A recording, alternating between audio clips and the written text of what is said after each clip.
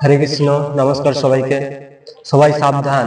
পূর্ণিমা আর অমাবস্যাতে কি কি করা উচিত আর কি কি করা উচিত নয়, চলুন আজকে জানি।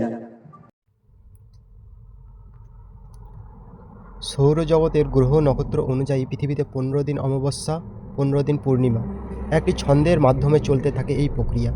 এই অমাবস্যা ও পূর্ণিমা নিয়ে হিন্দুদের বিভিন্ন বিধিনিষেধ মেনে চলতে হয়।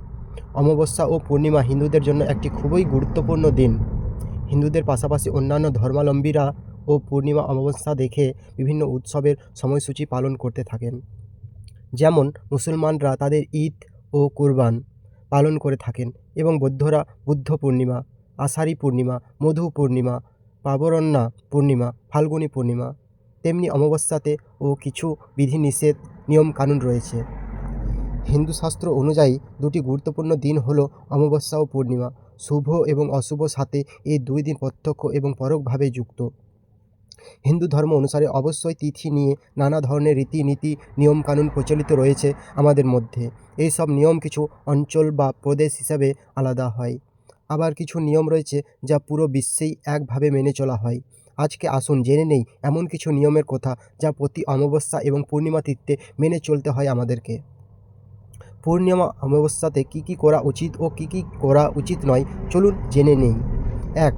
চুল এবং নখকে তন্ত্র অনুসারে শরীরের নদীর অংশ বলে মনে করা হয়। পূর্ণিমার দিন যেহেতু জীবন প্রবাহ খুবই উঁচু অবস্থায় থাকে, তাই মনে করা হয় যে পূর্ণিমার দিন চুল কাটা যাবে না। অপরদিকে অমাবস্যার দিন যেহেতু মানুষের জীবন খুবই নিম্নমুখী অবস্থায় থাকে, তাই সেদিন নখ কাটা যাবে না। 2. অমাবস্যা তিথিতে অশুভ শক্তির প্রভাব প্রচণ্ড পরিমাণে সক্রিয় থাকে।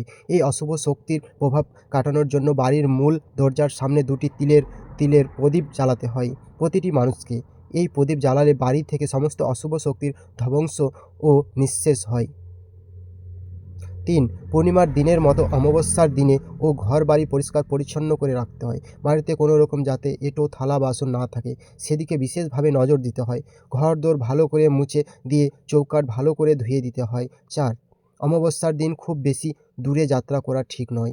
মধ্যযুগে ভারতের বিভিন্ন প্রান্তে অমাবস্যায় দূর দেশের কার্যকর্মগুলো স্বগতিত করে রাখা হতো। 5. অনেকেই পূর্ণিমা এবং ভালোবাসার দিন উপবাস করেন। পুরোপুরি উপবাস বা করলেও অনেকে এই দিন আমিষ খাবার ত্যাগ করে নিরামিষ আহার গ্রহণ করেন। 6. ভালোবাসার দিন ভগবানের উপাসনা করা প্রয়োজন, যদিও মন্দিরে যেতে না পারলে বাড়িতে বসে ভগবানের উপাসনা করুন। 7. হিন্দু শাস্ত্রে অনুসারে অমাবস্যা তিথিতে কোনোভাবে গর্ভধারণ করা অশুভ বলে মনে করা হয়। অমাবস্যা তিথি ছাড়াও চতুর্থ, ষষ্ঠ এবং অষ্টম চতুর্দশী পূর্ণিমা তিথিতে গর্ভধারণ অশুভ বলে ধর্মীয় শাস্ত্রে বিধান রয়েছে। বাড়িতে সুখ, শান্তি ও সমৃদ্ধি আনার জন্য এই কাজগুলো আমাদের হিন্দু ধর্মের মানা উচিত বা করা উচিত। আর কিছু ভুল ত্রুটি হলে ক্ষমা করবেন, নিজেরা একটু ভালোভাবে পড়ে নেবেন।